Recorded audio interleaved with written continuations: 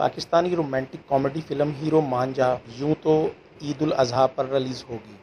Pakistani romantic film hero مانجا یوں تو عید الاضحیٰ پر ریلیز ہوگی، تاہم فلم کے جاری کیے گئے پہلے ٹیزر نے لوگوں کو اپنے دیوانہ بنا دیا ہے۔ فلم کا پہلا ٹیزر مئی کے آغاز میں جاری کیا گیا تھا، جس میں نہ صرف مرکزی کرداروں نے رومانس کو دکھایا بلکہ یہ دکھایا تھا کہ ان میں رومانوی کہانی ٹوسٹ بھی سے بھرپور ہے۔ فلمی شائقین کا خیال ہے کہ ہیرو مانجا کامیڈی اور ایکشن فلم ہوگی، تاہم فلم کی ٹیم کا کہنا ہے کہ فلم کو ایکشن اور کامیڈی تک محدود نہ سمجھا جائے۔ فلم کی مرکزی کہانی تو رحیم فروخ اور علی رحمان خان کے رومانس کے گرد گھومتی ہے، تاہم فلم میں کچھ اور کہانیاں بھی شامل ہوں گی۔